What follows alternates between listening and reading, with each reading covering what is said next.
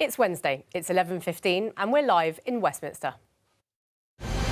The world has changed because we face a new era of threats. We need a new era for defence in order to keep Britain more secure and safer. A big increase in defence spending by 2027, but will it impress Donald Trump as Keir Starmer heads to the White House?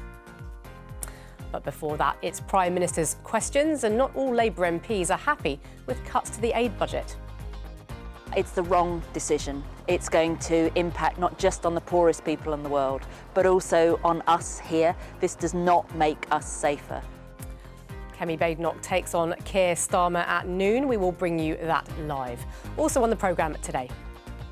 What we are laying out today is a massive industrial revolution. The government is told that by 2040, half of households will have to have one of these instead of a gas boiler. And most cars will have to be electric to meet our carbon emissions targets. But are the British public on side? And it's rubbish, but why do some people not give a toss about littering? Joining us today, the Labour MP Peter Swallow, Conservative MP Harriet Baldwin, Times columnist Matthew Syed, and non-affiliated peer Saeed Owasi. This is Politics Live.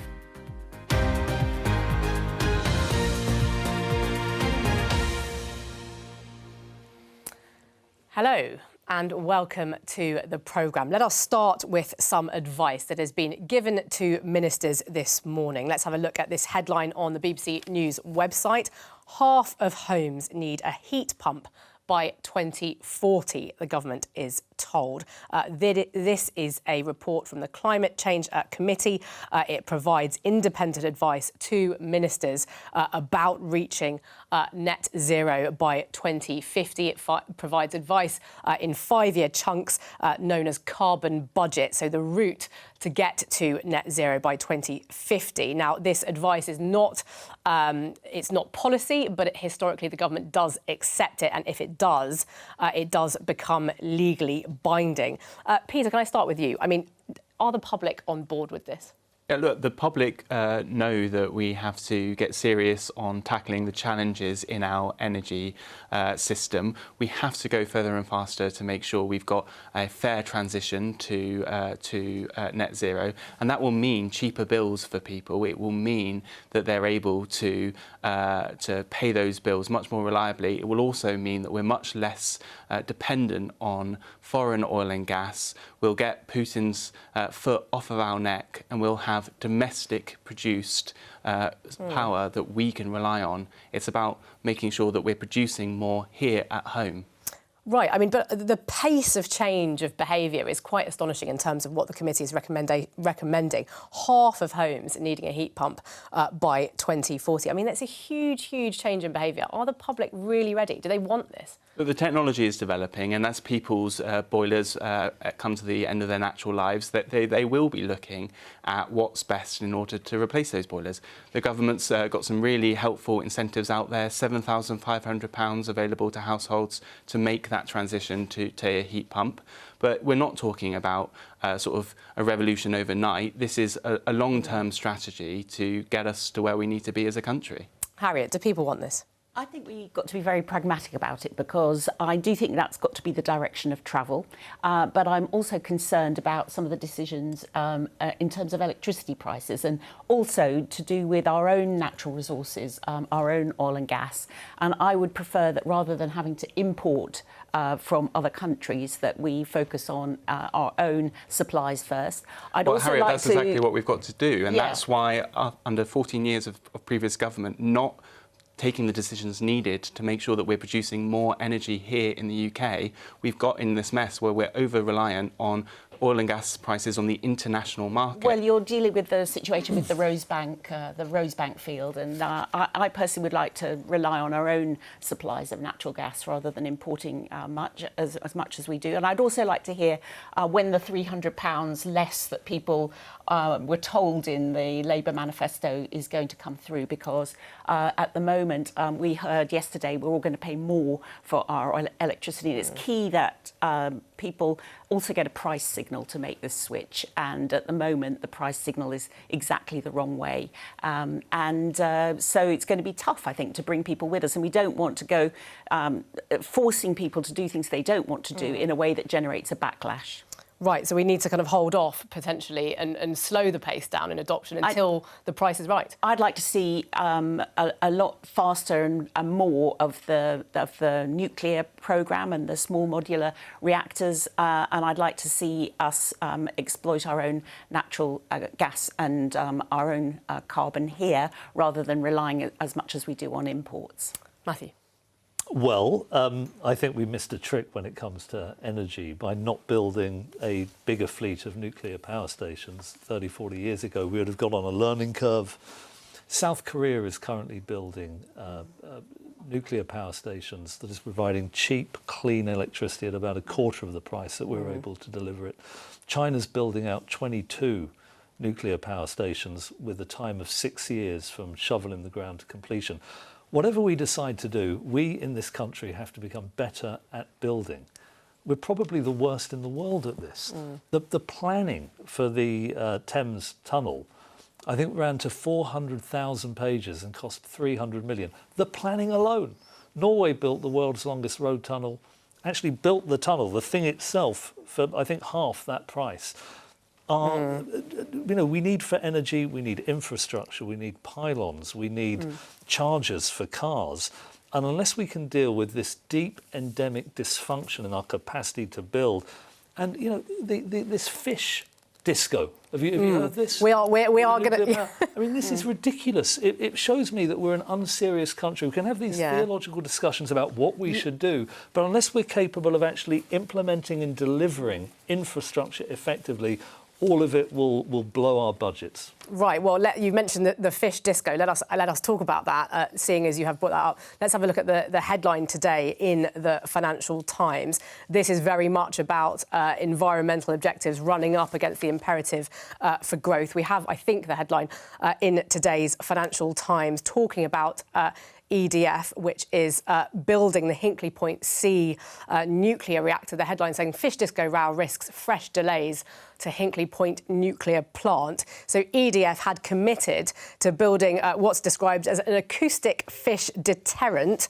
This is underwater loudspeakers blasting out noise every day for 60 years to deter fish in the Bristol Channel, basically to stop them being sucked into underwater cooling systems. It's now in a bit of a row, EDF, with the Environment Agency over this, because the Environmental Agency says it has to build it, and now environmental groups are saying they need to stick to their plans, delay potentially to this huge infrastructure project. I mean, Saida, do you think this is exactly the problem that the government is trying to solve, to stop these sorts of things, bat tunnels, fish protection systems getting in the way of big infrastructure growth and clean energy? I think we're fiddling around on the edges. I think, first of all, we need to start by having a really serious conversation in this country about the kind of world we want to live in. And I think what is important from what the government has published is to say, look, stage by stage, we need to start to implement behavioural change. And that includes everything from consuming less meat, looking at the way in which fast fashion is dealt with in this country, looking at the way in which energy is supplied, the cars that we drive, the fuel that we have. All of these conversations need to be had. We are in a serious situation where, as my kids keep saying to us, our generation have overconsumed, effectively gobbled up the earth, and now we need to put ourselves in a position where we create a more sustainable world alongside a sustainable economy which allows the next generations to enjoy the benefits that we enjoyed. And that means the government has to find the right balance between climate change and growth. And the two aren't in conflict, because the two can actually work together. But that does require government to be brave enough to say, this is the problem, this is the solution, this is how we need to get there, and this is what we need you as the public to get behind. Right, Peter, I mean, are you prepared to be brave enough? If you look at some of the things that the committee is recommending, I mean, it's across the board. We're talking about flights, we're talking about reduction in sheep and cattle numbers. It's everywhere. It's a widespread change in every walk of life. Are you brave enough to tell people this is what they need to do to meet this target? Well, look, on those specific recommendations, the government will obviously have to look at them really carefully and take each one as it comes. But on the broad point Baroness Varzi makes, I think it's absolutely right. We've got we've fallen into the trap in this country for too long of pretending that investing in green infrastructure, tackling climate change and protecting nature and supporting growth are all pulling in different directions. And actually they're not.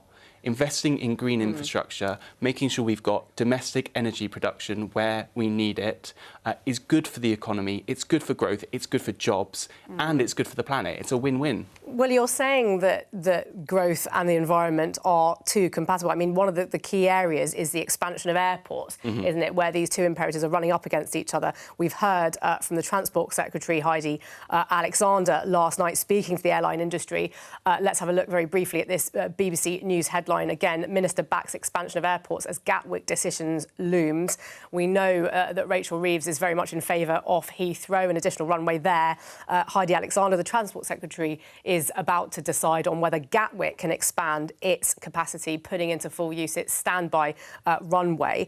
I mean, there's a lot of faith going on, isn't there, in sustainable air fuel, in electric planes. I mean, we're not there yet. I mean, the committee is clear that demand for air travel needs to fall as a major component of getting to 2050. It's just not compatible.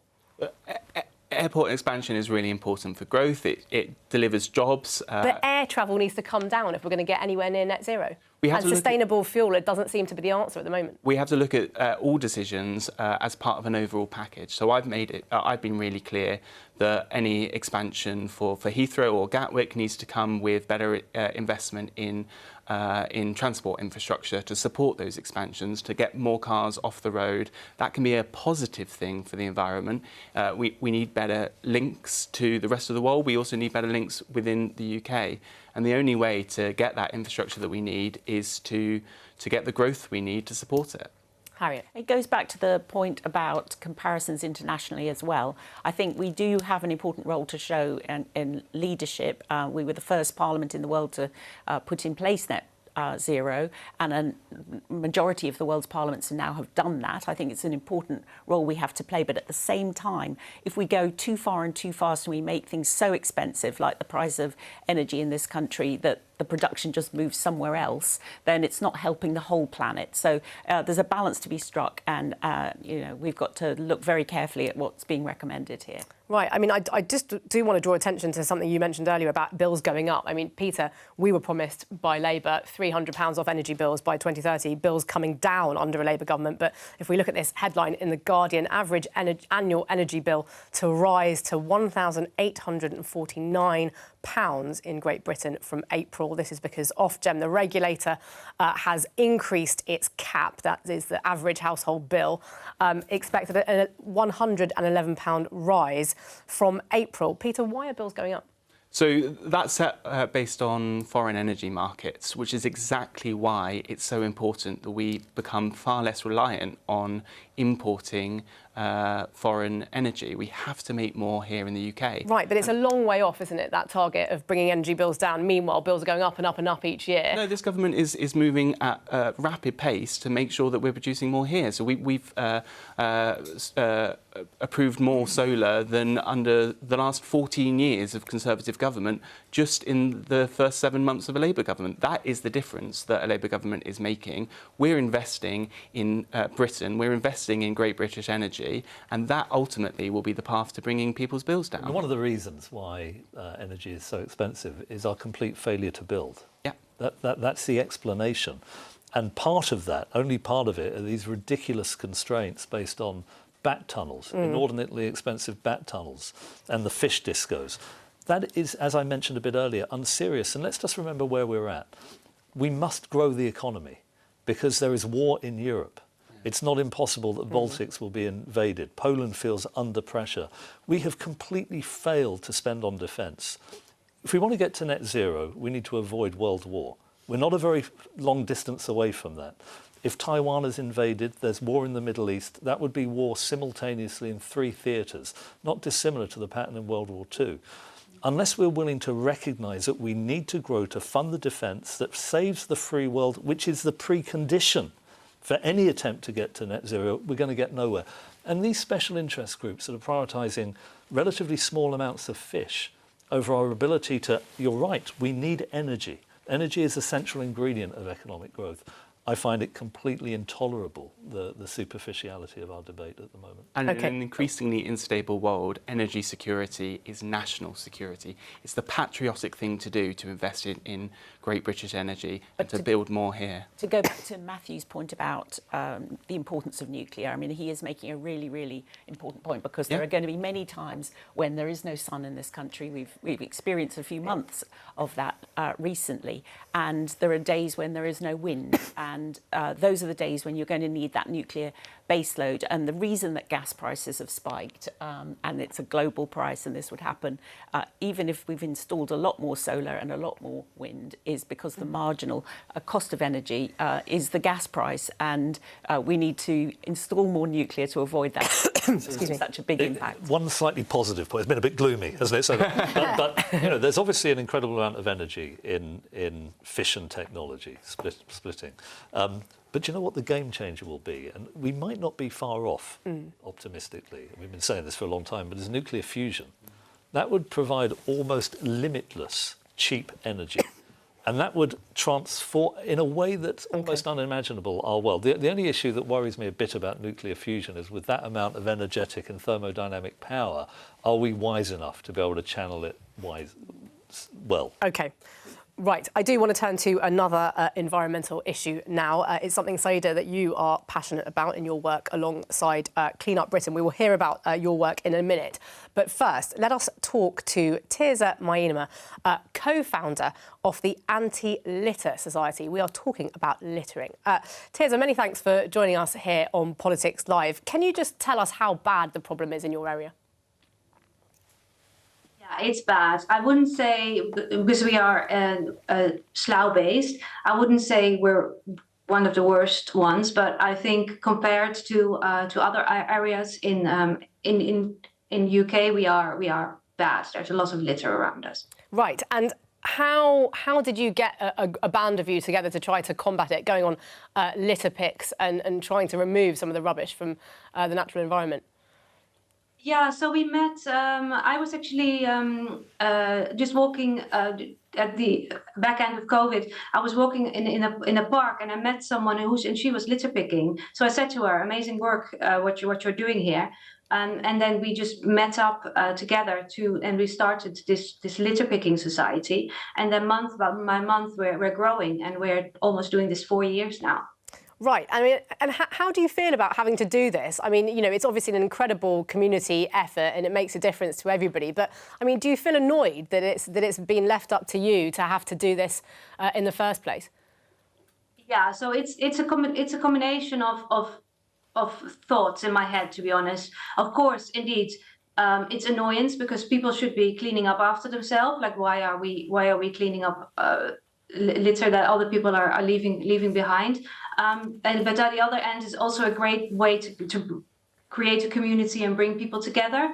We organize a lot of themed litter picks, like Halloween litter pick or Easter litter pick, pub crawl litter pick, etc. So we bring people together around that theme of litter picking and being more aware of the environment. OK, Tirza, thanks so much. Stay with us briefly. I mean, Saida, you're working in this area, teaming up with the campaign group Clean Up Britain.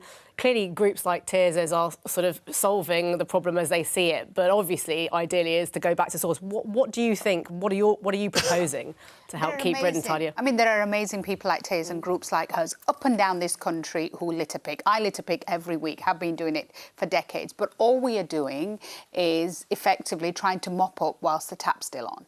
And I think our campaign now in Clean Up Britain, and where I've got to, is to say this has got to stop. We cannot go out week after week after week, hundreds of people across this country, to try and clean up other people's litter. And it's not just litter, it's fly tipping. We are one of the dirtiest nations in the Western world.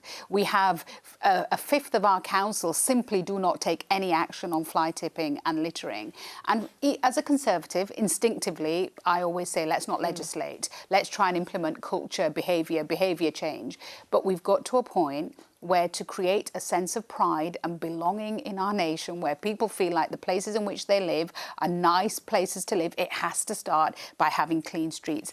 And, you know, Taser talks about Slough. You go to countryside lanes, you go to beaches, you go to motorway, you know, you go to cities, across this country, unfortunately, we are sinking under this. And every time I talk about this, my inbox is heaving. This is something that bothers Britain and Brits. And we have to start with a national campaign, starting with schools, through our educational institutions, across the public, to say this is unacceptable. The implications of this for our climate, for wildlife, for our countryside, for people's basic mental health are so bad that actually we need to take this seriously. I mean, Peter, Salisa's right, isn't she, that this is something that people care about massively? Yes. But yet councils seem to have given up on the problem in many cases. Well, I'm really pleased that Bracknell Forest Council, my local authority, have not done that. They're putting in CCTV at every neighbourhood recycling point. They issued 17 fines just over the Christmas period for fly tipping. But it is a massive issue, and look, we have to get to grips with it. I was really pleased to see the government bring in the deposit return scheme, which is going to provide incentives for people to do much more to recycle their waste. Bizarrely, that was something that the Conservatives voted against. I'm not entirely sure why. We're also going to be bringing in clean-up gangs to make sure that those who are caught fly tipping and littering are forced to get involved in cleaning up their waste. This government is going to be tough on litter and tough on the causes of litter. I mean, Harriet, is this something that's got worse under your watch? We had an ONS report out today on fly tipping between 2023 and 24, found a 6% increase in fly tipping incidents, up to 1.15 million across England in that last year. Well, can I first shout out to my litter picking groups as well? So whether it's Clifton upon Team or Eastham, they have amazing groups. They call them wombling groups, and the district councils support them by providing them with the equipment and help, and also the what 3 words. So come and collect the litter we've put in the lay-by here. So there is a great deal of support, as you say, at local level for this. I totally agree that fly tipping is totally unacceptable. We increase the fines that district councils can levy on fly tippers, but I think CCTV plays a role as well in terms of catching people doing that. It is totally, totally unacceptable. And I endorse some of the technological advances that you see around the world, where you can actually trace back to the person who has dropped the McDonald's, for example, so who purchased the McDonald's in the first place. And there are some countries where they actually follow that back to source. Harriet, how did you vote on the deposit return scheme? I abstained. And why did you do that? Because I've advocated for a deposit return scheme for all the manifestos I've stood on. So I think it was something that seemed to me perhaps the timing was not ideal, but the direction of travel is a good one. Right. I mean, Matthew, how do we change behaviour? I think this is a very significant story and a symptom of a much bigger social phenomenon. Perhaps the most important emotion or psychological attribute to make a society work well is social stigma and a sense of shame. If you think about the miracle of queuing in this country, the choreography of it, it's balletic when you watch people through glances and nods, that they're able to spontaneously form social order when it might easily break down with the strongest going first. That is a remarkable phenomenon that we see in this country and across most civilizations. But it is held in place by a sense of shame. I once tried, just for my own personal interest, to see how people would react if I pushed in at my queue in M&S. And I moved closer and closer, and I saw people looking, thinking, is this person going to... And I couldn't, even just for the purposes of an experiment, I couldn't bring myself to do it. This littering, one of the reasons it's happening is the stigma associated with it has declined. Shoplifting, stigma associated with it has declined. Welfare fraud, it's declined.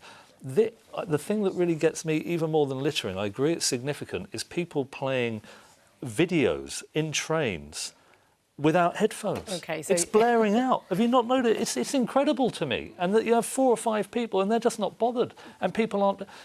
So, yes, of course, it's to do with education. But we've got to be able to make people feel ashamed of what they're doing. And I don't know how easy it is to confront people who are littering and saying, you shouldn't be doing that. I mean, Tirza, can I bring you back in for a moment? Because I think you do some work in schools, don't you, to try to educate young people on littering and how durable some of the things that they're tossing away are. Yes, we do. We bring in, as we call it, vintage litter that we have found. So we have Chris bag, which is 2014, for example, still looks very good, even though it's 10 years been in the ground. So you can very easily show this to children and explain to them. This plastic doesn't just go away. It's 10 years that it's been in the ground. This one, 1992, is already looking a lot worse for wear, but it's in a very visible way to explain to children that it takes 80 years for a crisp packet to decompose into like microplastics. Yeah. Right, and so are you seeing an impact when you go into classrooms? Do children have a bit of a light bulb moment that all the kind of snacks they're consuming are ending up in forests and parks? Yes, I think children are very educated and they know a lot. They're very enthusiastic. After a presentation, they want to go out and they want to go litter picking. So at that age, they're enthusiastic and they want to get involved. I think in that like later ages, maybe later teenagers, then it becomes more difficult, and then it's not cool anymore to litter pick, or it is considered to be cool to drop everything that you leave. So yeah. Okay. That makes it.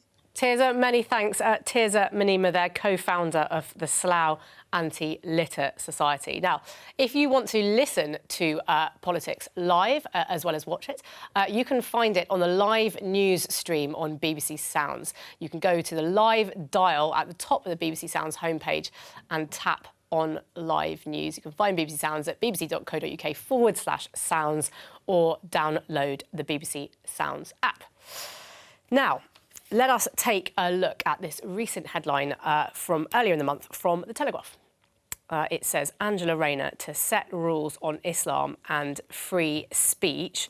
It's saying that she is setting up an advisory council to come up with a definition of Islamophobia. The Telegraph is reporting that it's going to be headed up by the former Tory MP Dominic Grieve. But this is about government efforts to come up with an official definition of Islamophobia. Saida, do we need one? Yes, we do. And it's not unusual because we have in government at the moment a definition, for example, to deal with other forms of racism like anti-Semitism. And what's important, I think, for us to say is that this definition, the Islamophobia definition, like the IHRA definition on anti-Semitism, is a non-legally binding working definition. Those words are important. What that means is this is not about prosecuting people. This is actually about judging institutions by behaviours within those institutions and trying to implement culture change. It's also a working definition like the IHRA anti-Semitism definition, which basically means it will continue to change as society continues to change. The APPG definition of Islamophobia, of which I was involved with. That's the all-party parliamentary group. All-party parliamentary group on British Muslims, the definition that I was involved with and Dominic Grieve was involved with as well, was adopted by the Labour Party, by the Liberal Democrats, indeed by the Conservative Party in Scotland. My colleagues in the Conservative Party in Westminster did not adopt it. And I think this is the first stage.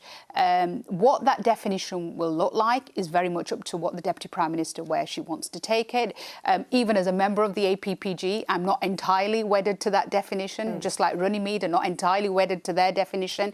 This is about bringing together the work that's already been done in the Runnymede Trust, in the All-Party Parliamentary Group and others, to basically say it's time to say to a community of 4 million, 6% of our nation, that actually you do deserve to be of equal worth and value and to be protected, and for institutions, particularly public institutions, to know what the parameters are of this new and pernicious form of racism. OK, well, you mentioned the PMQ definition of Islamophobia, I'll just read it out, is Islamophobia is rooted in racism and is a type of racism that targets expressions of Muslimness or perceived Muslimness. You said you were open to that being changed. What would you change about that?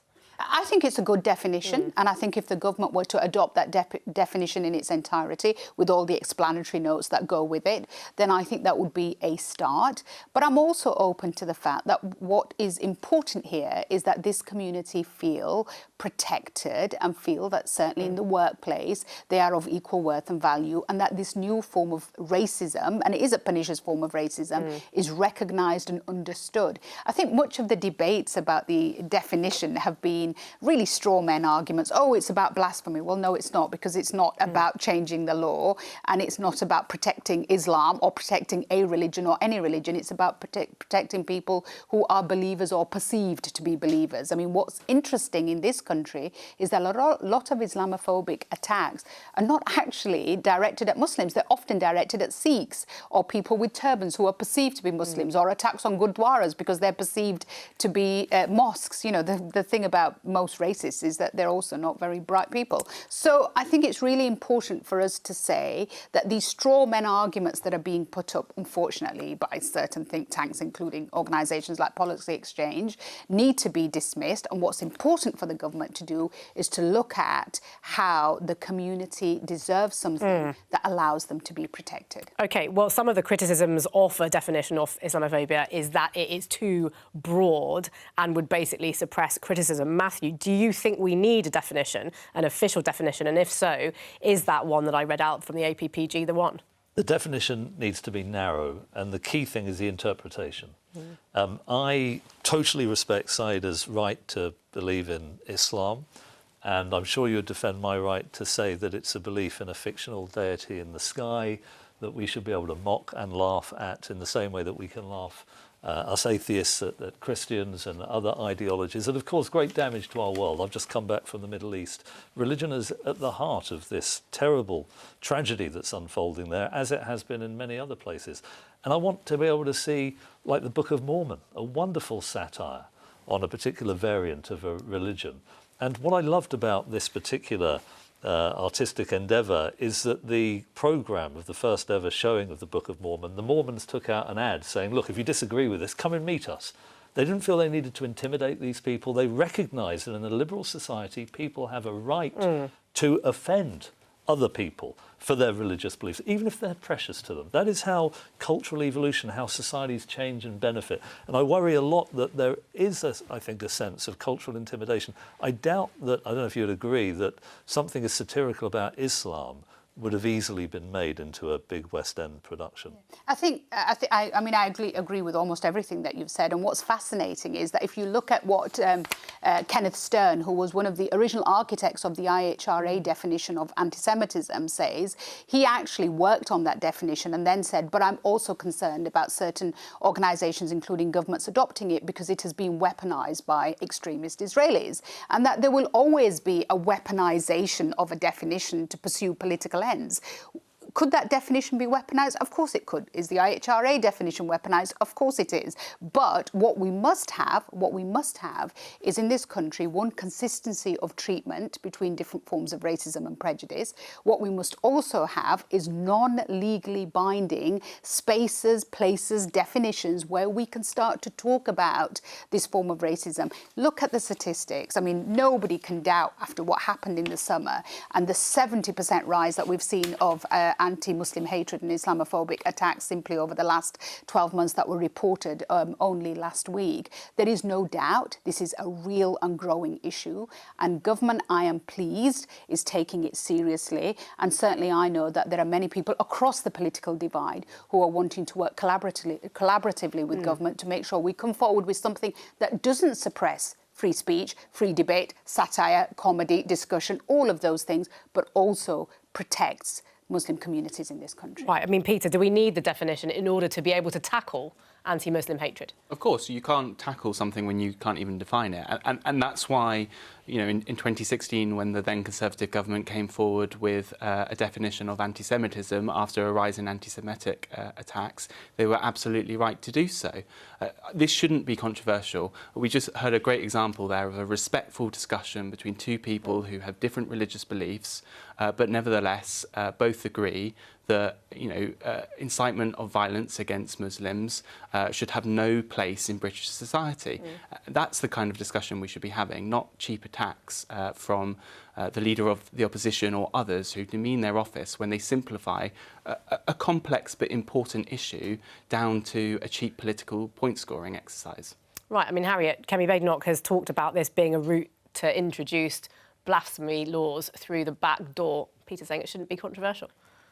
Well, I think you've got to keep as the fundamental principles, and we've had exactly that in this discussion here today, the great leadership in our country in terms of freedom of religion and belief, not just in the UK but around the world, and also freedom of speech. And so personally, I prefer the word anti-Muslim hatred, because I think, as Sayeeda acknowledged, you don't want to have something that confuses in minds of people who might have racist behaviours, a religious belief and racial characteristics. So I think that's where the care needs to be brought to this, just as you get people calling out when people are anti-Semitic, when in fact they should be disagreeing with some of the actions of the Israeli government. And so it's really important to be careful in this area, but to make sure that the things that make the UK so special in terms of freedom of religion and belief and freedom of speech are not threatened. Right, I mean, you say to be careful in this area, but your leader is talking about this being a way to introduce blasphemy laws through the back door. I mean, do you disagree with that? I think what she's highlighting there is that the risk that of it being potentially an area where that might happen, and to be careful that we don't allow that to happen. OK, I mean, Sayeeda... argument, OK, well, what about the idea of calling it anti-Muslim hatred rather than Islamophobia? I mean, focusing on the people rather than... Well, it's anti-Muslim racism. Like, whether you call it Islamophobia or anti-Muslim racism, you know, I call it pink bananas as far as I'm bothered about, you know, the kind of term. These are straw man arguments. We have spent a decade talking about the word, and all the while anti-Muslim racism is on the increase. More Muslims are facing hatred, aggression, violence, you know, microaggressions in the workplace. This is happening on a daily basis. And I think, you know, like I said in my book recently, I'm done. I'm done with trying to explain and caveat and justify and try and explain and educate people on these issues. We are talking here about the lived experiences of people. You know, my family, my father who came here, worked in the mills, helped build this country. My grandfathers who came to having served in the British Indian Army, having defended this country. We're talking about my child who's back in the military, in the armed forces, in uniform. We're talking about their everyday lived experiences, where there are people in this country, including tragically in our politics, who are consistently sending out this message that you do not belong, you do not matter, you are different, you are other, you are going to be held to higher standards than everybody else. It has to stop. Matthew, you wanted to come back? Well, I am half Pakistani, half Welsh. It's quite an unusual combination. My dad came here from Pakistan to study law, met my mum. And so I experienced a lot of racism growing up in the 70s and 80s. You know, the P word was used not just by students, but by the teachers. And the national front of the football stadiums giving out leaflets. I never could support. I'm going to Brentford tonight. It's wonderful these days at football. But back then, the P word, the N word was endemic. So I'm really pleased with how society has broadly in this country become, I think, tolerant and willing to judge people on the basis of their characteristics and character rather than their colour or anything arbitrary. But having said that, I think there's been a couple of things. Identity politics has been a disaster. Trying to define ourselves through narrow identity groups where there's apparently no bridge to the experiences of other people in different verticals. I think that's been really bad. And I'm worried about an uplift in, for example, the Tommy Robinson, who has criticised Islam and all Muslims. This is a very various group. There are some moderates. The Islamists, I think, are a massive danger to this country and to the wider world. These are the fundamentalists. I want to go after those people.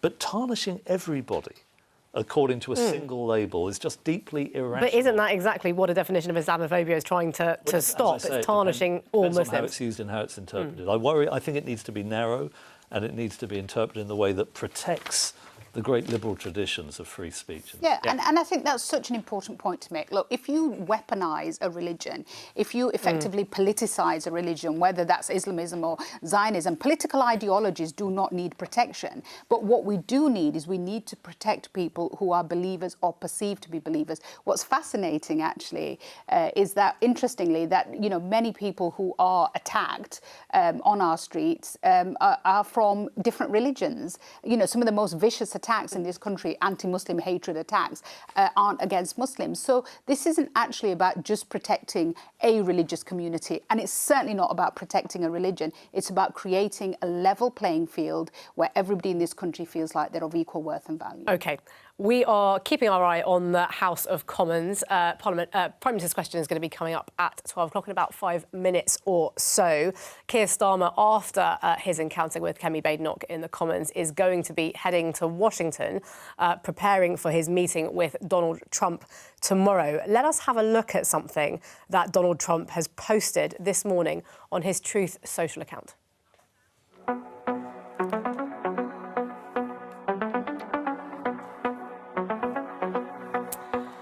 Right, so this is an AI-generated video, it seems, that Donald Trump has posted on his social media account. It has been knocking around on social media since President Trump announced his plan for the US to take over Gaza, relocate Palestinians to neighbouring Arab countries and turn the Strip into a resort. And this is a video that he has posted, an AI-generated video, it seems, apparently promoting his idea. I mean, Saida, can I start with your reaction to that? I mean, how do you even react to that? I mean, that is just some sort of weird spoof bromance thing going on between the President of the United States, Elon Musk, and Benjamin Netanyahu. I mean, I looked at that. Somebody sent it to me and I went, that's not real. Come on. And I had to. Well, it's not real. I mean, it is AI generated. Yeah. That is not posted by Donald Trump from his official account. That's what I meant by surely this can't be real. And I looked and it was. And that's the world we now live in. Peter, this is the man that Keir Starmer has to engage with tomorrow on a serious level, talking about these issues. I mean, we've talked a lot about what he's going to say on Ukraine. He's also got to discuss the situation in the Middle East. Well, I'm sure he'll be setting out the UK's position, which is quite simply that we want to see the ceasefire maintained. It was a ceasefire that Donald Trump played a huge role in getting over the line. And we want to see it as the start of a process to a lasting peace in the region with an independent and sovereign Palestine living, a Palestinian state living alongside a safe and secure Israel. What is he going to say to him about this idea to turn Gaza into a resort and actually promoting that idea through videos like this? Well, as I say, you know, our position is clear. We want to see a two-state solution. Right, and will Keir Starmer articulate that to Donald Trump tomorrow? Well, that's obviously something to ask Keir Starmer, but that is the government's position, and I'm sure he'll be sticking firm by that. Harriet? Well, can I just highlight the fact that there are still, I think, 60 hostages being held by the terrorist organisation Hamas, and progress in this part of the world, which we all sincerely want to see, has to start with the release of those hostages.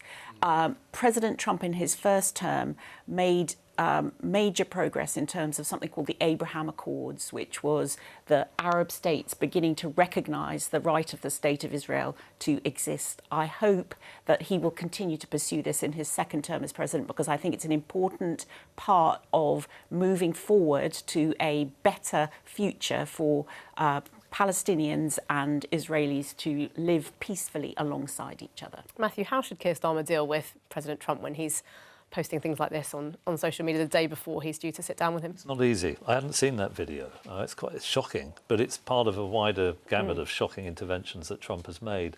I think Trump is reprehensible. The way he's thrown Ukraine under the bus, this plan for ethnic cleansing in Gaza, disastrous. But I would just say this. There is an explanation for Trump's emergence as a major political player, and part of it is European nations and European politicians have completely and reprehensibly failed to pay for defence. We've outsourced it to American taxpayers who have picked up the bill. We've been warned about it by successive presidents from Eisenhower through Kennedy, Reagan, Clinton and beyond. The cumulative amount is in the billions running into trillions of dollars. And this is a megaphone to wake up Europe, and it's not working. 2.5% of GDP, Starmer has announced. America is spending 3.4%. Poland at 4.5%. Right. Well, I mean, we're living in a complete dream world about the threat we face. It has been welcomed by the US Defence Secretary. We can see a tweet by Pete Hegseth there saying he got off the phone with the Defence Secretary John Healey, who confirmed they will increase defence spending to 2.5% of GDP, eventually much further. That promise to get to 3% sometime in the next Parliament. He describes it as a strong step from an enduring partner. They are probably saying... Right, Matthew, Keir Starmer's on his feet. Let's go to the comments. Of Ukraine. The courage of the Ukrainians is inspiring, and across this House we stand with them for as long as it takes. Mr. Speaker, that's why we're increasing defence spending to 2.5% of GDP by April 2027, with an ambition to reach 3% in the next Parliament as economic and fiscal conditions allow. And this afternoon, of course, I will travel to the US to have discussions with President Trump about the enduring security partnership between our two countries. Mr. Speaker, I'm also delighted that we've announced the first 750 schools to start offering free breakfast clubs. This is our plan for change in action, ensuring every child has the chance to thrive. And Mr. Speaker, I'm sure the whole House will want to join me in thanking Amanda Pritchard for her services as Chief Executive of the NHS England, and I wish her well for the future. This morning, Mr. Speaker, I had meetings with ministerial colleagues and others. In addition to my duties in this House, I shall have further such meetings later today. Dr. Luca. Could the Prime Minister tell this House whether the outcome of his budget was by design or by mistake? Did he mean to push 100,000 pensioners into poverty with his own analysis when he removed the winter fuel allowance, or was that a mistake? Did he mean to decimate family farming when he changed the inheritance tax, or was that a mistake? And did he mean to tax GPs, care homes and hospices when he raised NICs, or was that a mistake? Prime Minister, could he tell the House, are these acceptable collateral damage in his path for change, or simply a mistake that need rectifying? I'll tell you what was a mistake, leaving a £22 billion black hole that we had to sort out. We took the difficult decisions, investing in our NHS, and I would have thought he would have welcomed the 2 million extra appointments that we've achieved in the first 7 months of a Labour government. That's the difference our budget is making to people. Alex McIntyre. Delighted that Carlton and Grange primary schools in my city of Gloucester will be part of the first 750 schools to get free breakfast clubs. And I'm pleased that this government is already delivering on its manifesto promises in less than a year. So will the Prime Minister agree with me that by helping working parents with childcare and delivering the best start to the day for every single child, we are delivering opportunity for the next generation? Well, I agree with my honourable friend. We're pleased that 2 of the early adopter schools will be in his constituency. And, Mr. Speaker, we're ensuring that all primary school children aged can get access to free breakfast and at least 30 minutes of free childcare. And that means every child ready to learn, and parents, of course, supported with up to £450 a year back in their pockets. That's the change a Labour government makes. We now come to the Leader of the Opposition, Kemi Beryl. Thank you, Mr. Speaker. Mr. Speaker, I wish the Prime Minister every success on his trip to Washington. The visit to see President Trump must serve our national interest. The Prime Minister and I are completely united in our support for Ukraine as a proud and sovereign nation. Yeah. What specific steps will he take to ensure Ukraine is at the negotiating table for any peace settlement? Well, I thank her for her words about the forthcoming trip. And it is right, and I think the whole House will think it's right, that Ukraine must be at the table at negotiations. There can be no negotiations about Ukraine without Ukraine. That has been my consistent position in all of the discussions that I've had. That will continue to be my position, because this is about the sovereignty of Ukraine and their ability to decide for themselves the future of their country. So they must be at the table. Mr. Speaker, I thank the Prime Minister for that answer, and as I said, I wish him every success. We want to support him on this issue. So turning to the details of the plan he set out yesterday. Over the weekend, I suggested to the Prime Minister that he cut the aid budget, and I'm pleased that he accepted my advice. Mr. Speaker, it's the fastest response. It's the fastest response I've ever had from the Prime Minister. However, he announced £13.4 billion in additional defence spending yesterday.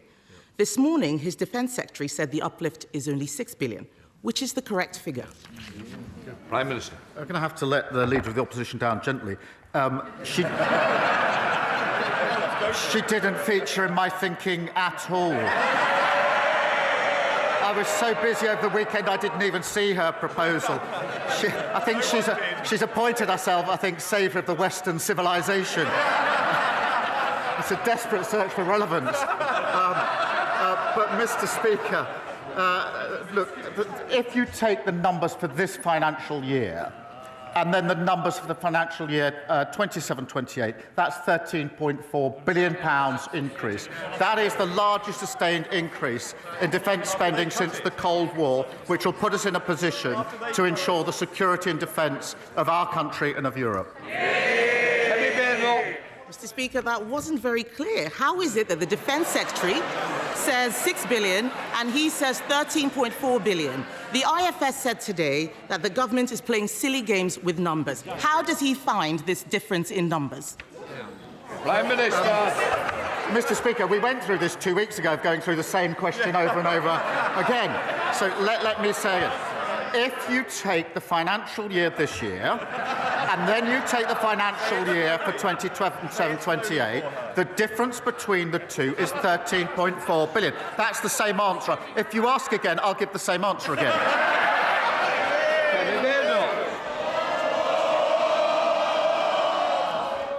I'll decide when it's more. Mr. Speaker, someone needs to tell the Prime Minister that being patronising is not a substitute. Not a substitute for answering questions. It's not a substitute. He hasn't answered. What he has said is different from what he said yesterday. We are still not clear where the money is coming from. We want to support him. He's also said that we should put British troops on the ground in Ukraine. We haven't seen the detail of any proposals. Would his new spending plans allow him to fund this commitment effectively? Prime Minister. I mean, I think it's the same question again. It's £13.4 billion. That's the difference between this year and 2020. She asked a serious question about the security guarantees in Ukraine, and that is extremely important, because the worst of all outcomes, if there's to be a cessation of hostilities, is that it is a short break rather than sustained and lasting peace. And I think that that means there's got to be security guarantees. I've indicated that we will play our full part. There has to be US backing, because otherwise I don't think it will deter Putin. We are working on that. I'm having extensive discussions about it, not in a position to put details before the House, as she well knows today, but I'll continue down that route, because I want a lasting peace in Ukraine and Europe for the safety and security of Ukrainians, of Europeans, and of course for everybody in this country. Mr. Speaker, this is an endeavour that we want to support him in, but we need to know exactly what it is we're supporting. We need clarity and transparency over the money. We also need to know where this money is going. This morning, the Defence Secretary could not say if the Chagos deal would come out of the defence budget. Can he confirm to the House that none of the defence uplift includes payments for his Chagos deal? Prime Minister. Mr. Speaker, the additional spend I announced yesterday is for our capability on defence and security in Europe, as I made absolutely clear yesterday. The Chagos deal is extremely important for our security, for US security. The US are rightly looking at it. When it's finalised, I'll put it before the House with the costings. The figures being bandied around are absolutely wild of the mark. The deal is well over a century. But the funding I announced yesterday is for our capability to put ourselves in a position to rise to a generational challenge. That is what that money is all about. And I thought she supported it.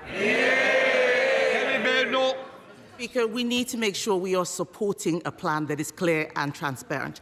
Yesterday, the Prime Minister set an ambition for defence spending to reach 3% in the next Parliament. We agree with him, but this could be 2034, almost a decade away. That is too slow. We don't know how he will pay for it.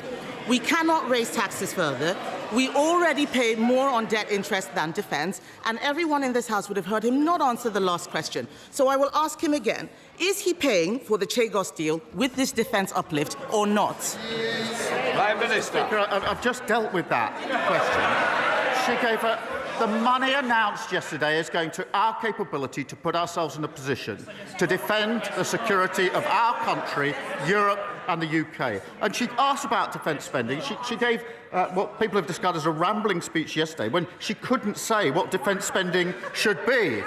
We've been absolutely clear. We've set it out, a full, credible, costed plan, and I thought she supported it. Holly Billington. Thank you, Mr. Speaker. The Prime Minister will be aware that in coastal communities like mine in East Thanet, people develop cancer earlier, get treated and diagnosed later and die younger. Can he give the House an update on the plans for the government to implement the recommendations by the Chief Medical Officer, Chris Whitty, into tackling poor health in our seaside towns? Prime Minister. Well, I thank her for raising this. She's right that cancer patients are waiting too long for diagnosis and for treatment. Addressing healthcare inequity is part of our 10-year health plan, Mr. Speaker, aiming to halve the gap in healthy life expectancy between the richest and the poorest regions. And we're making progress on that already. Leader of the Liberal Democrats, Sir Ed Davey. Thank you, Mr. Speaker. And can I start by wishing the Prime Minister well on his trip to the White House. It won't be an easy meeting, but we're all behind him for our national interest. But it's already clear that under President Trump, we won't be able to rely on the United States, sadly, to help ensure our security against Russian aggression. And that's why we strongly welcome the Prime Minister's decision to increase Britain's defence spending. But Europe must do far more to rearm in the face of Putin's threat, and the UK must lead on that. That's why we back the idea of a new European rearmament bank, so we can finance a big increase in the manufacturing capacity without the need to cut Britain's vital soft power.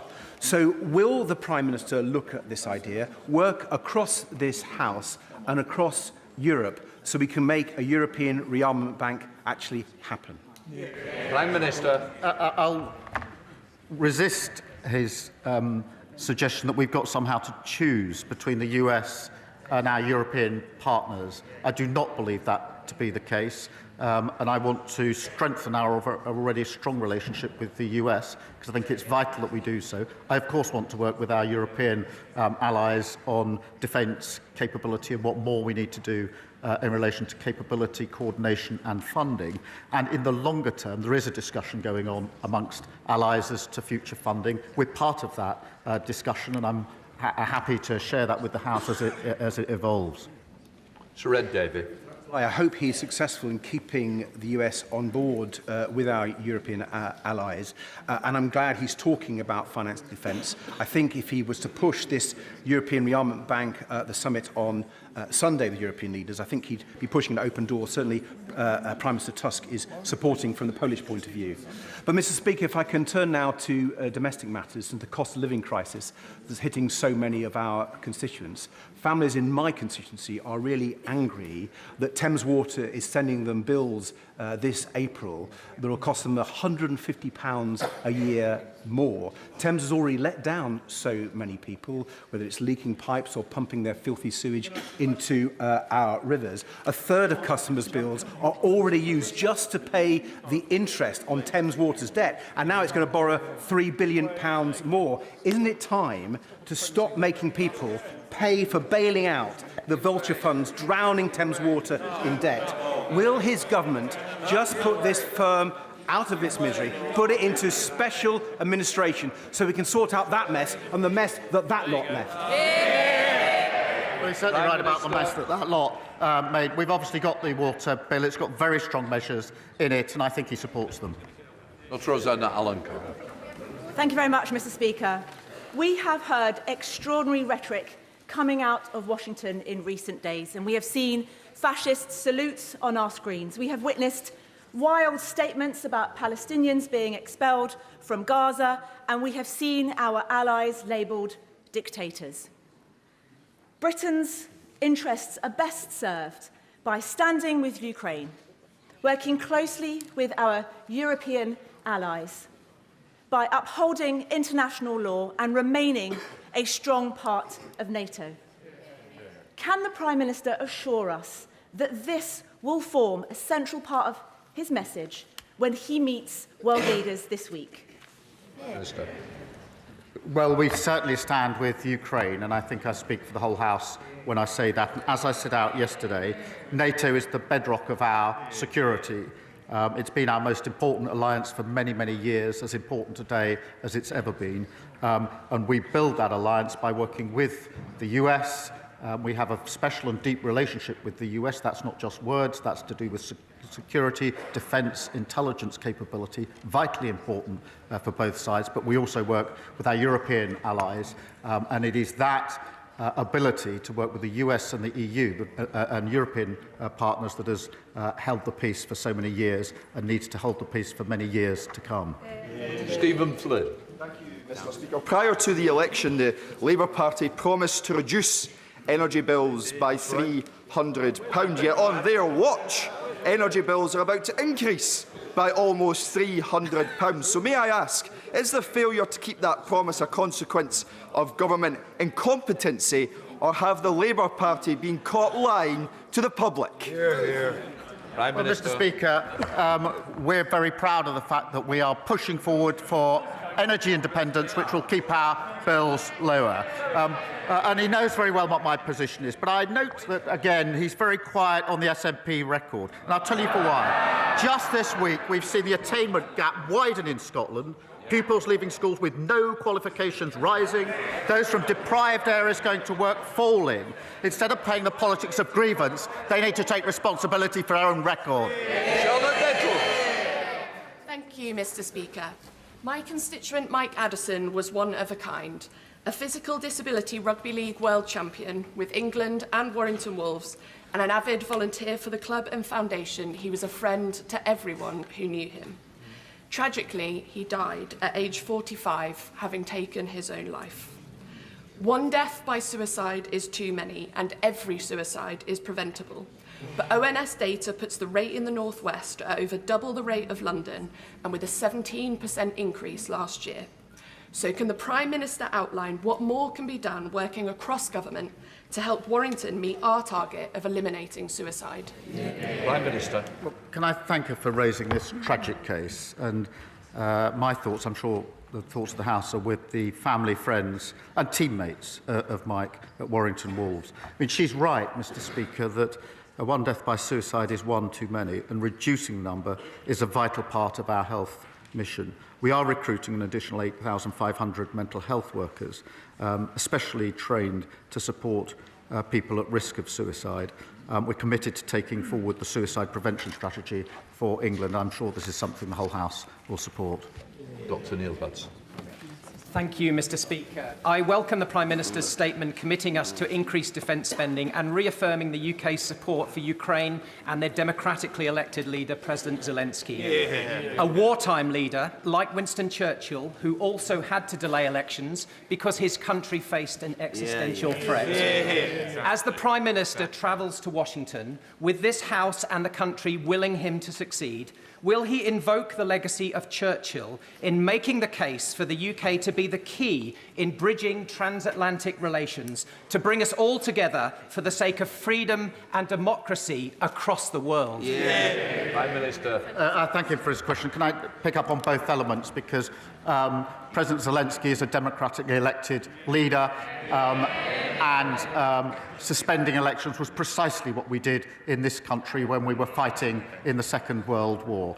And secondly, on his point, yes, I do think that the UK has successfully been a bridge between the US and Europe for many, many years. It's vital that we continue in that role, and that's why my message to President Trump is that the relationship between our two countries needs to go from strength to strength. It's all very strong, but also working at the same time with our European allies. Jessica Teal. Thank you, Mr. Speaker. On Monday night, there was a brutal double stabbing in my constituency. This adds to a long line of horrific knife attacks that have included 3 fatalities over the past 2 years. I know the Prime Minister is aware of the particular challenges we face in Bournemouth, and while crime has been going down, I know there is much more he will want to do. So will he join me in praising the crucial work that organisations like Changes Are Made, who give positive activities like boxing to young people, and will he share what more the government can do to tackle knife crime in communities like mine? Prime Minister. Thank you for raising this really important issue. Yesterday we introduced our crime and policing bill, which is central to our plan for change and halving knife crime. It involves new powers to seize and destroy knives found on private property and a new criminal offence of possessing a bladed article with intent to cause harm. Plus, Mr. Speaker, tougher penalties for selling dangerous weapons to under-18s, stricter rules for online sales under Ronan's law, and we'll continue with that work. Rankin. Thank you, Mr. Speaker. The floods of 2013-14 devastated Datchet, Horton and Wraysbury, and the flooding last January wasn't much better. But shockingly, the River Thames scheme as currently proposed continues to leave my constituents at risk. The Council was asked to cough up tens of millions, but like very many, is cash-strapped. Does the Prime Minister, therefore, agree with me that the only option to protect my constituents is funding Channel 1 of the River Thames scheme as a national strategic infrastructure, which it really is? Prime Minister. Well, I know the honourable member has raised this issue before, and it's obviously an important issue for his constituents.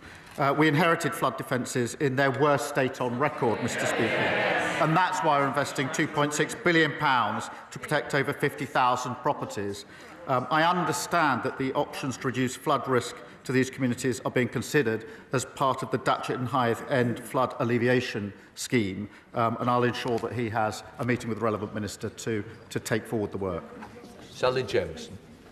Thank you, Mr. Speaker. In order for the government's growth agenda to be a success, it must be felt in all areas of the country, including Doncaster and South Yorkshire, where we have green growth transport companies, including hybrid air vehicles and clean power hydrogen, alongside the reopening of Doncaster Sheffield Airport. So will the Prime Minister put on his record support for Mayor Ros Jones, who has led on the airport reopening, and also set out how the growth agenda will override those traditional patterns of investment mainly in the south of England and bring prosperity to South Yorkshire and indeed the north as a whole? Prime Minister. Yes, I will.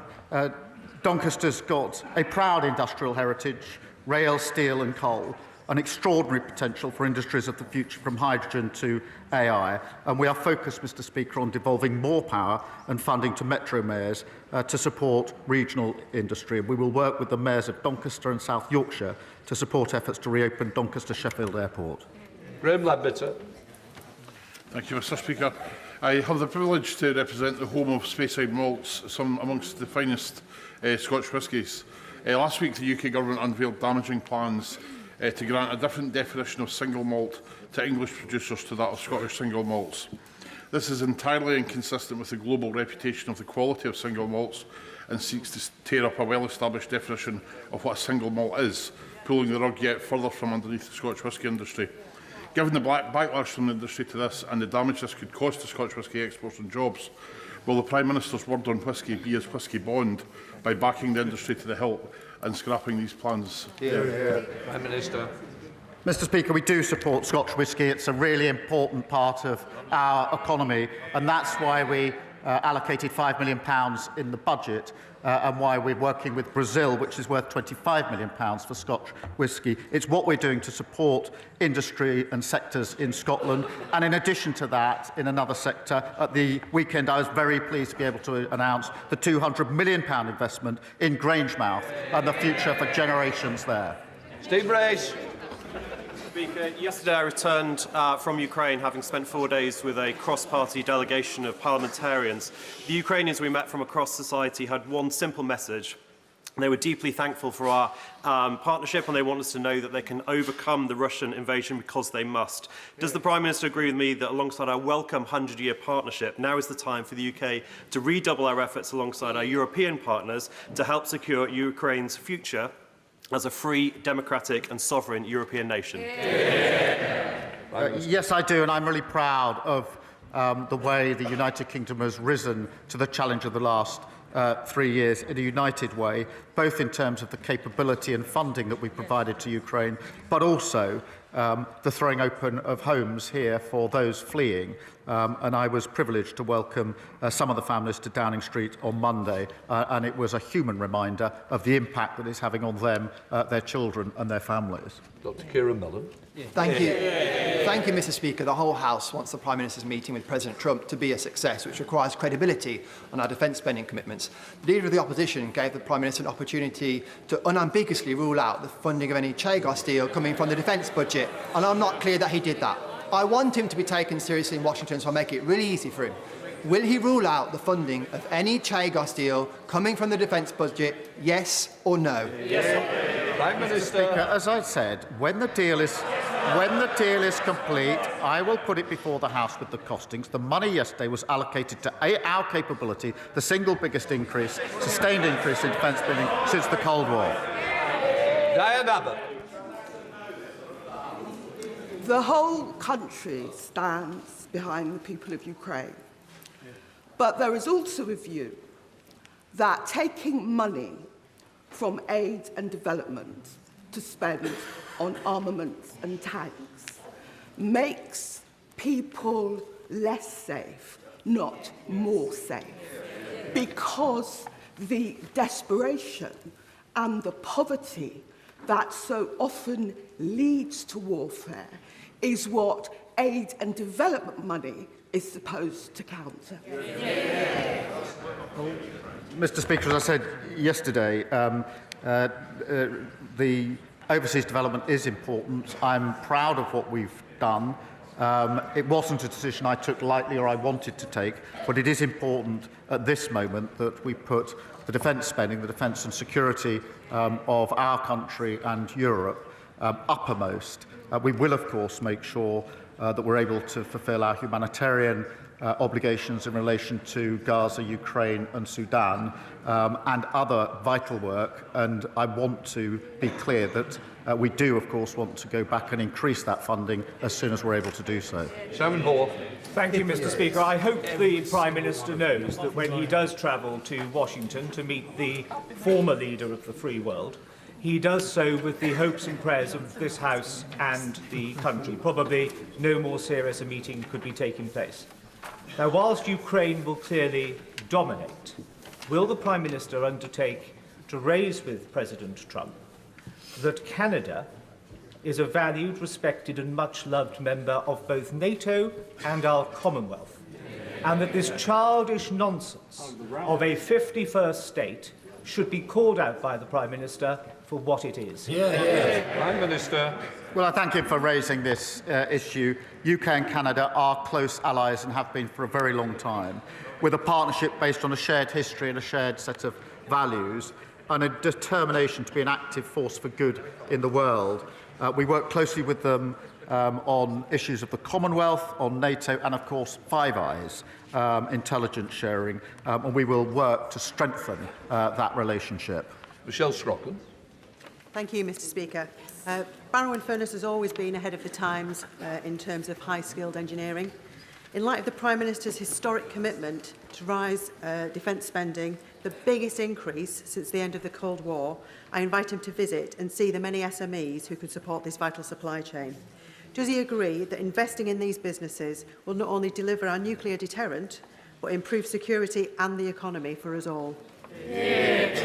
Well, I thank her for raising this question, and we'll obviously consider her invitation. Defence spending, Mr Speaker, already supports more than 430,000 jobs across the United Kingdom, and I'd like to recognise the contribution made by the workers in Barrow and Furness. Wendy Morton. Mr Speaker, in my constituency, the planning inspector chose to use the term grey belt to pass a battery energy storage system application before the order was laid in this House to change the NPPF, and without recognising the moratorium for local authorities to manage their local plans. This decision failed to recognise the green belt that protects us against urban sprawl, and it failed to recognise the proximity to a school, a church and a graveyard. So can the Prime Minister define what grey belt actually is, or is it simply a grey area to allow for inappropriate development? Prime Minister. Well, Mr Speaker, I'm not across the details of the individual case that she raises, as she will understand, but I am in favour of making sure that we can have the infrastructure and the houses that we need to grow our economy. And one of the problems we had in the last 14 years was an assertion or rhetoric that we wanted homes and infrastructure, but when the decision all that came up, the answer was always no.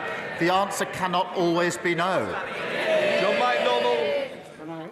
Can I thank the Prime Minister and the Foreign Secretary for their efforts to secure the release of Allah Abdel Fattah, the human rights campaigner, the British human rights campaigner, who's been imprisoned in Egypt now for over 10 years.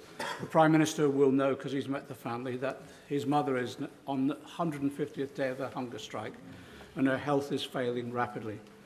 Could I ask the Prime Minister to pick up the phone to President Sisi and seek the release of Allah to save his life, also that of his mother's? Prime Minister. Well, I thank him for raising this really important case, and as he says, I did meet the mother and the family just a few days ago, and it is an incredibly difficult situation for them, and I can assure him I will do everything I can to ensure the release in this case, and that includes phone calls as necessary. I've raised it before, I'll raise it again, we raise it and will continue to do so. I gave my word to the family that that's what I do, that I will do, and I will. Hannah. People in Northern Ireland are sick to the teeth of paramilitaries, of the menace, of the sectarianism and of keeping people stuck in the past.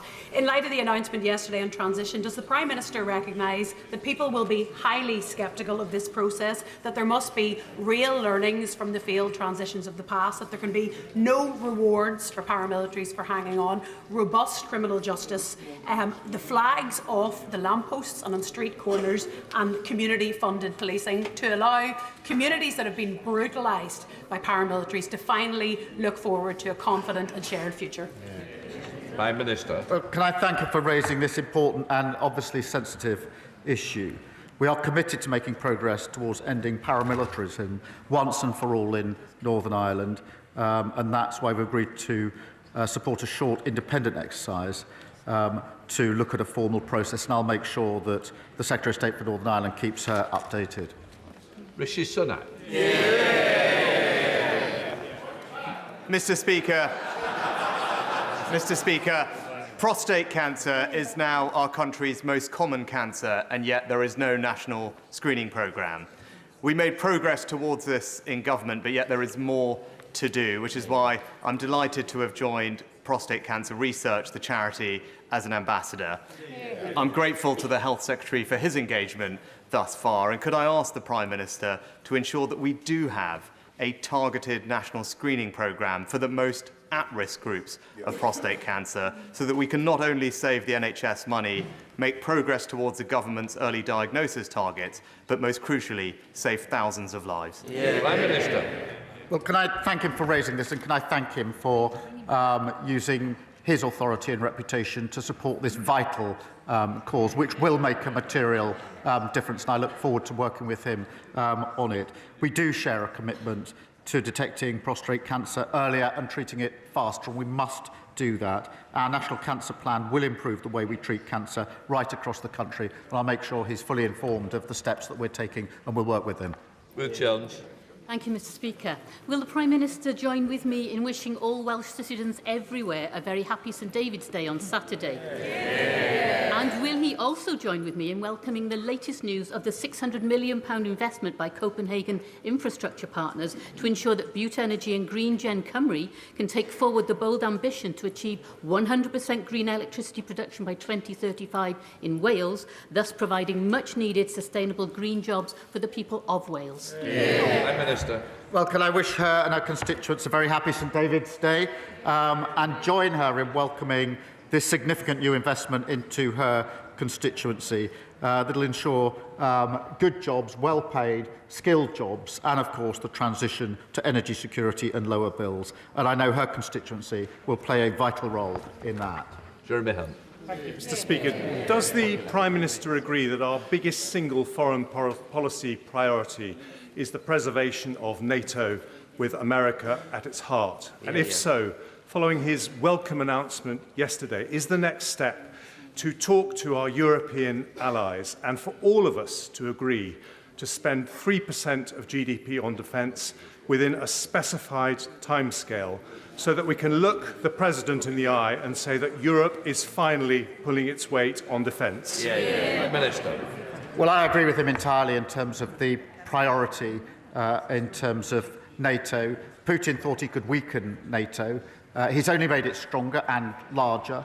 NATO's strength comes from the US and European partners and others working together, and that is absolutely the focus of my work at the moment. It is right, as he says, that European countries, including the United Kingdom, do need to do more on capability, on coordination, and on defence spend. That must be not seen as a project separate to NATO, but part of an essential project that ensures that NATO is there for decades and decades to come, preserving the peace, just as it has been for 75 years. That was the former Foreign Secretary, Jeremy Hunt, there, asking one of the final questions at Prime Minister's Questions. Well, I'm joined now here in the studio by Ian Murray, the Scotland Secretary, Helen Whately, the Shadow Work and Pension Secretary, and Vicki Young, our Deputy Political Editor. So, Vicki, at Prime Minister's Questions, we had Kemi Badenoch going really on defence spending, on Keir Starmer's claims yesterday of what was going to be saved from the foreign aid budget to go into the defence budget. There was a bit of a row about the numbers. Just explain for us what this row was about. Yeah, I mean, it's interesting because Kemi Badenoch yesterday making it clear that actually she and the Conservative Party do agree with the whole idea of raising defence spending, and she made the point that she herself had suggested that actually one way of funding it was to cut the overseas aid budget. So she broadly agrees, therefore she was almost really trying to find a way to criticise it, and one of those ways is through this suggestion. So the claim by Sir Keir Starmer yesterday is that this uplift for defence would amount to £13.4 billion a year. Now, others claim that actually it's £6 billion a year. So what's happened here is that if you take what we spend now, this year, and compare it with what it will be in 27-28, the difference is indeed around £13 billion. But that is assuming that there was no suggestion that defence spending would rise at all between now and then. And that really is pretty implausible, because if it wasn't going to be rising, it would actually be a cut. And there was no suggestion that was going to happen. In fact, there were plans already to raise spending. So the Institute for Fiscal Studies has said that that figure of £13.4 billion was misleadingly large. And it does seem like, you know, it was an unnecessary row. I mean, there was no need to claim this. You know, there was certainly a pretty hefty rise in defence spending. You know, why not just stick with that figure? I mean, well, Ian, why not? This was a hugely important announcement. Why not just give a straightforward figure? It was misleading. Well, the figure we spend on defence today and the figure we'll spend on in that financial year is £13.4 billion larger. That's the figure that gets us to that 2.5% of GDP. But it's not going to be £13.4 billion extra, is it? Because defence spending would have gone up in line with inflation, in line with economic growth anyway. But I think the really important thing is what the IFS said on this is a very minor point compared to the gravity and the historic significance of the announcement that was made yesterday. And yes, people will fight over figures, of course they will. That's what the Leader of the Opposition's job is to try and hold government to account and scrutinise government, and we appreciate that, and that's her job. But the bottom line here is we should not be diverted from the historic significance of yesterday's announcement, which was to increase defence spending to 2.5% to protect our borders, the borders of Europe, and to make sure that we're unstinting in our support for NATO. Well, it sounds like, Keir Starmer has potentially muddied the waters on that by confusing his figures. Helen... Well, the figures haven't been confused. Let's be quite clear. We spend £66.3 billion today, and we'll spend £79.7 billion in that financial year. That's £13.4 billion extra. That figure has not been disputed. OK, well, the IFS, as I said, described it as misleading. Helen, your leader, Kemi Badenoch, couldn't even come up with a figure to what percentage of GDP she wants to spend on defence spending. So the point here is that Kemi had said, and particularly the weekend in the run-up to Keir Starmer's announcement yesterday, that we wanted to see more spent on defence, and one place to go would be to shift but spending she didn't say how much budget to. So the fact is, Keir Starmer is the Prime Minister, and he's the person who needs to be making these decisions. I think it was unhelpful the way he set it out yesterday, because as Vicki explained, it's kind of created this whole debate about the figures. And what it looks like more is actually yesterday he was announcing an extra £6 billion spending on defence, there or thereabouts. And that is important. And as we're quite clear, we support that. That is the right thing to do. Is it enough? But he should be straight with the public about this. The other thing which I think he also was not straight about, and he was asked both by Kemi twice during PMQs and then also by a backbencher, was does that spending include the cost of the Chagos deal? So we disagree with that. We don't think he should be doing that deal. We think that's bad for our national security. It's also going to cost the taxpayer. And I heard his answer 3 times to that. He gave the same answer 3 times, but I still don't think he answered the question, is the cost of the Chagos deal going to come from that increased defence spending? Ian, is it? The debate about defence spending was to get to 2.5%. That's what the PM announced yesterday, because we have to secure our own borders and that of Europe in this new environment that we're in. The post-Berlin Wall falling dividend of peace that we had in Europe has now gone when the tanks from Putin rolled in to Ukraine. So that's what this was about yesterday. And we can argue and discuss and debate the figures, but we wanted to get to 2.5% of GDP. That was in our manifesto, and it's been hastened by the fact of the current situation in Ukraine. And the gravity of that situation is clear. It's been accepted right across the House in every single political party that that's where we had to get to, and that's what the Prime Minister has delivered yesterday. In terms of this Chagos red herring that the Conservatives seem to keep pulling out of the hat, they're having another debate on it in the House today, as if there's nothing else to debate in the House of Commons, is that the former Foreign Secretary, when he became Foreign Secretary, David Cameron, called in the negotiations that have been started by the previous Conservative government, looked at all the legal details and all the issues around Chagos, and then decided to continue in those negotiations after he had looked at them. This is a mess we're clearing up again from the previous Conservative government, and they really need to get on with backing the Prime Minister in terms of trying to get to that defence spending of 2.5% to protect our borders and that of the wider European continent. So I disagree with your analysis on the Chagos situation. This is a deal that you, your party and your Prime Minister is doing. We've been very clear. We don't support this deal. But the Prime Minister needs to own it. It is his decision to do this deal, which both jeopardise our national security, bad for our national security, and cost the taxpayer. However, I don't disagree at all, and we've been clear. We've been clear that we support overall the increase in spending on defence, and also the analysis of the situation in the world and the increased dangers of the world we live in. So yes, we do need to increase our spending on defence and do it more quickly than, for instance, was in your own party's manifesto. That is the right thing to do. So the bigger picture. So we agreed on the bigger picture. I just don't think it's helpful. I just don't think it's helpful to not be straight about both where the money is coming from and also where the money is going to. The other thing, we don't know how much. The Prime Minister was perfectly clear to the public and to the House when the deal is finalised by all parties, it will come to the Parliament in full transparency, and there may even be a vote on it if the opposition decide to do so. And therefore that is transparent and that is clear. There is no point in us fighting, two bald people fighting over a comb in terms of what it's going to potentially be in there or what's not in there. The key thing is this was started under the previous government. We've had to finalise that. And the key thing here is it's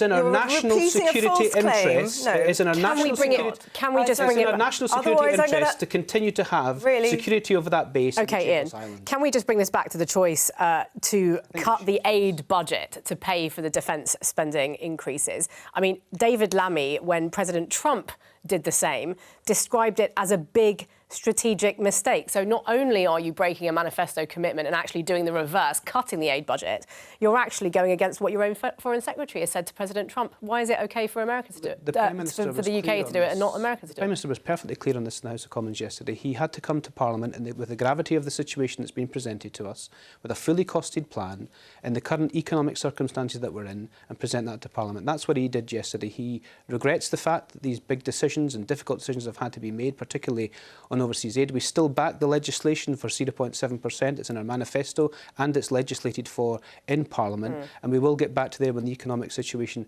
allows us to do so. Well, you're a long way from your manifesto commitment now, aren't you? But the gravity of our situation in terms of the situation in Europe at the moment, it's in our national security interests and in Europe's national security interests. Well, the gravity of the situation in Europe was clear years ago. Well, but it has been brought into sharp focus with the invasion of Ukraine from Putin. Well, it's been brought into sharp focus by the arrival of President Trump, hasn't it, in the White House? Well, things have obviously crystallised on the basis of the way and the posture of the American position at the moment, this moment in time. But the bottom line here is we've always had to look towards Europe and look towards our friends across the Atlantic to secure Europe.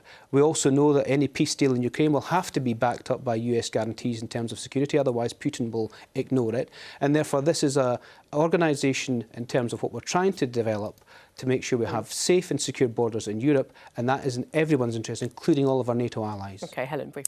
Well, so as Ken was clear, we do support the decision to make savings from the aid budget and put it into defence.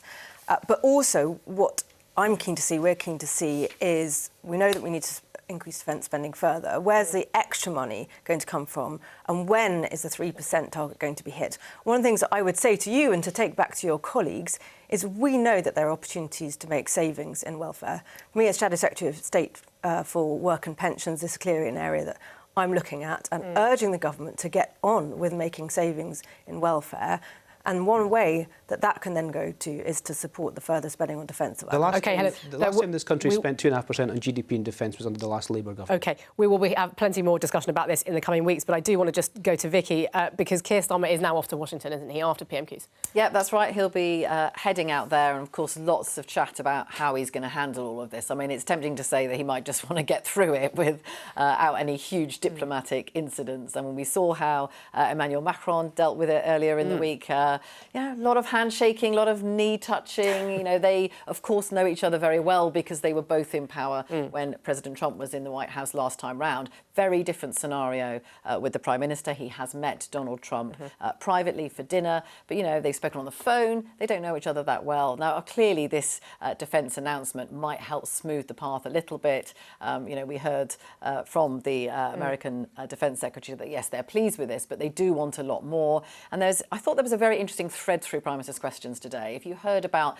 the bubbling of criticism about President Trump from all sides, you know, you had Ed Davey for the Liberal Democrats talking about how you can't rely on America anymore. You had some Labour backbenchers getting up and saying, you know, what are we going to do about the way he's treating Ukraine? You had a Conservative MP talking about the way that Canada's being treated by America. You know, there's a lot of that discontent, and how much Keir Starmer voices that face-to-face with President Trump is going to be interesting. I would doubt very much. He's going to be focusing on the areas where they agree. He can now say, I have led the way here on this defence spending. I'm going to encourage my European leaders to do the same. OK, well, someone who might know a bit about how Keir Starmer should navigate this meeting is Gordon Sondland, former US ambassador to the EU from 2018 to 2020, excuse me, under Donald Trump's first presidency. Gordon, many thanks for joining us from New York. Keir Starmer is coming armed to the White House with this defence spending promise. Is that going to be enough, do you think, to impress President Trump? Well, I think it's going to be a start, and I think there's too much show business going on here, too much rehearsing. I think that Keir Starmer should ask President Trump for some time one-on-one, and he should remind President Trump that the UK, you know, completed Brexit largely at President Trump's urging, that, you know, the US and the UK are the closest of allies, and that the UK wants to help navigate this very, very difficult situation that President Trump found himself in after President Biden essentially encouraged Vladimir Putin to invade Ukraine. And President Trump is playing the cards that he has right now. And Starmer has an opportunity to work with President Trump very closely. Yes, defense spending is going to be part of it, but also having troops on the ground, British troops on the ground to help security guarantees. But the biggest security guarantee for Ukraine would be a massive investment by the U.S., by Europe, by the UK in the country, because then everyone can turn to Putin and say, now you're not attacking Ukraine, you're attacking us, and we're not going to stand for it. Gordon, if I heard you right, did you say that President Biden had encouraged Putin to invade Ukraine? A small incursion, I don't know what I'm going to do. It might be okay. That's exactly what he did. In what way did he do that? He made a very, very fatal statement, and it was a signal to Putin that Putin could move on Ukraine with potentially U.S. apathy to follow. First was Afghanistan. That was not a good, that did not show the U.S. in the best light. But then when he told Putin publicly, I won't countenance an invasion, but if it's a small incursion, we'll see. And to Putin, that's a signal, because Putin's default setting is, I'm going to take Ukraine one way or another. That's where Putin wakes up every morning. Right. I mean, I certainly think that Keir Starmer would disagree with that analysis of how this reinvasion of Ukraine started. Should he be honest with President Trump about his differences in opinion? I mean, President Macron tried to do some real-time fact-checking, didn't he, when he met President Trump? Let's have a quick look at what happened when they met. Just so you understand, Europe is loaning the money to Ukraine. They get their money back. No, in fact, to be frank, we paid 60% of the total effort, and it was through, like the US, loans, guarantee, grants, and we provided real money, to be clear. We have 230 billion frozen assets in Europe, Russian assets, but this is not as a collateral of a loan, because this is not our belonging. So they are frozen. If at the end of the day, in the negotiation we will have with Russia, they're ready to give it to us, super. It will be loan at the end of the day, and Russia will have paid for that. If you believe that, it's okay with me. Well, President Macron, they're trying to interject to correct Donald Trump. How would President Trump have taken that? How would he have taken the correction? Look, I think this is all a waste of time. I think we should take where we are at this very moment and look forward and quit trying to reconcile past facts, because they actually don't matter as much as where we go from here. We are where we are. I think what Trump is trying to do is separate Putin and Zelensky initially and work Putin very hard. And the interesting thing he's doing with Putin, it's not a question for Trump as to whether Ukraine keeps Ukraine or Putin gets to take Ukraine. There's a third alternative, which is the U.S. gets Ukraine. And when I say that, I don't mean we're going to take over the country. They're going to remain a sovereign Western democracy. But we are all of a sudden going to pour a tremendous amount of financial resources into and exploit rare earth and exploit other minerals together with Ukraine. And I think the Europeans should join us in that. Right. Well, talking about taking over another country, President Trump has posted a pretty shocking video this morning on his Truth Social account. It was an AI-generated video appearing to visualise his plan for a takeover of Gaza, the relocation of Palestinians to neighbouring Arab countries, and the creation of a resort, a Riviera in the Middle East, according to President Trump. An AI-generated video, it seems. But President Trump has posted this on his Truth Social account this morning. Do you really take that seriously? I mean, what President Trump is trying to do here is to say, I'm going to move forward with a plan that no one else likes. However, Egypt, Saudi Arabia, Jordan, other countries, where are you? Where is your plan, and when are you going to move on it? Time is wasting. So he's trying to bounce them into a more realistic plan. But they haven't come up with a plan. That's the problem. And not only have they not come up with a plan, they're not executing on anything. They should be there en masse and working with Israel on this, and they're not. And he's saying, fine, if you don't want to do that, I have a great idea and I'm going to exploit it. And by the way, I'm going to do it now. I'm not going to do it a year from now or 10 years from now. I'm going to do it now. And all of a sudden now, Egypt, Jordan, Saudi Arabia, and other moderate Arab countries are all going, wait, we want to do something. And Trump's response is, go ahead, do it. Quit talking and start doing. OK, Gordon, I'm going to keep you there for one moment and come back to our panel here in the studio. Ian, is Gordon right? Well, I think the issue for the Prime Minister when he gets off the flight in Washington is to cut through all of this and really to speak to President Trump about what's in our mutual interests, and that's strengthening the relationship between both countries. It's about security and defence in Europe, and it's about trade and keeping on those things that are in the UK's national interest and trying to cut through some of the noise that's going on around it. I mean, all of those questions today, Prime Minister's questions, will he raise this, will he raise that? The Prime Minister has to go there, and he's going there with a very clear agenda about security and defence in Europe, about Ukraine, and that's what he'll stay on because it's in our UK national interest to be that bridge between the US and Europe. Gordon, would he get those security guarantees, do you think, Keir Starmer, on Ukraine? I think that Keir Starmer should offer first what the UK is prepared to do and ask President Trump to join them rather than demanding concessions from President Trump. I know that that might be a distinction without a difference, but I think it would tremendously impact how President Trump responds. In other words, we're prepared to put X number of boots on the ground. We're prepared to put X number of dollars in a fund to help defend Ukraine. We're prepared to send the following weapons. That's for a small country like ours. I mean, your GDP is 8 or 9 times what our GDP is, but that's a lot for us. Will you join us in that? That's how he should present this. It's very clear. Helen? So I'm pretty much also in agreement with what Ian just said about the importance of Keir Starmer going to the US and having a conversation with the President, which is very focused on our national interests and clearly understanding the US perspective on this. As part of that, it's crucial that we continue to communicate that we stand with Ukraine.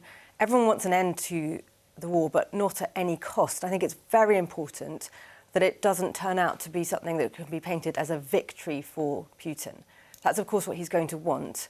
He was the aggressor in this, and if we know anything from the last 20 years, is if he gets a chance, he will come back for more. So actually, we want an end to the war. Ukraine needs to be in the room, and it should not be a victory for Putin. And the coming back for more is a critical part, and that's why any deal that is negotiated has to have A, Ukraine round the table, and B, be underpinned by US security guarantees. Otherwise, Putin will come back. Gordon, can I bring you back in on that point that Helen just made? Does President Trump worry that this deal could look like a victory for President Putin? I don't think President Trump is as worried about the cosmetics as he is about the reality. If Putin wants to call it a victory, let him call it a victory. If at the end of the day, Putin is expected to give back some of the 20% of Ukraine that he's taken, the U.S. and Europe have a tremendous investment in Ukraine and are building Ukraine up as a true Western democracy, both financially and militarily. And Putin knows that now any attack against Ukraine really is an attack against the U.S., even if the Ukraine is not part of NATO and the U.S. does not have any Article 5 obligations. Sometimes a financial interest is greater than a treaty interest. And frankly, I think Putin is going to be the loser, even if he wants to think of himself as the winner. Ian, I mean, Keir Starmer wouldn't want this to come out as a victory for Putin, to embolden Russia to act again in the same way? Well, the Prime Minister, the Government and the entirety of Parliament have spoken with one voice on this. We back the sovereignty of Ukraine. We want a long-term peaceful solution here in terms of the borders. Does that worry you, then, what you've heard from Gordon? Well, it worries me slightly in terms of what we're hearing, but the Prime Minister is going to Washington with that very clear message of what the Government and the UK's position is. And Parliament has said with one voice on this that we want a sovereign state of Ukraine. We need safety and security in Europe. It's in NATO's interests for that also to be the case, and America plays a key role in that. And that's the message that the Prime Minister, I'm sure, will be given to President Trump tomorrow. Gordon, while we still have you in... Go on. The problem that President Trump has with Ukraine NATO membership is very simple. If Russia attacks Ukraine and Ukraine is in NATO, regardless of why Russia attacked Ukraine, the U.S. has a solemn obligation to defend Ukraine. And the U.S. is essentially the one on the hook, no matter what. And if Ukraine is not in NATO, but has other types of security guarantees, such as European peacekeepers, such as a tremendous amount of U.S. financial interaction with Ukraine, it gives the U.S. optionality. And the U.S. needs to keep optionality. Otherwise, it's ensuring things that it can't possibly ensure in the future. Gordon, was the US right to vote with its historic enemies at the UN the other day on votes concerning Ukraine? It sided with North Korea, with Russia. Its resolution didn't criticise Russia when it came to the war in Ukraine. Well, it didn't side with North Korea. It voted for the same resolution as North Korea. That doesn't mean it's siding with North Korea. In a way that it didn't before. I think what Trump is trying to do there is he's got a strategy when it comes to Putin, and he is working that strategy. Then he's going to turn to Ukraine and then put the whole thing together. And again, I think we should stop worrying about the cosmetics of this. What's important is where we wind up in the next few weeks. OK, Gordon, many thanks indeed. Gordon Sondland there talking to us from New York. That is all we have time for today. But I will be back tomorrow with more Politics Live at 12:15 here on BBC Two and on iPlayer. Many thanks to my panel, Helen Whately, Ian Murray and our Deputy Political Editor, Vicki Young.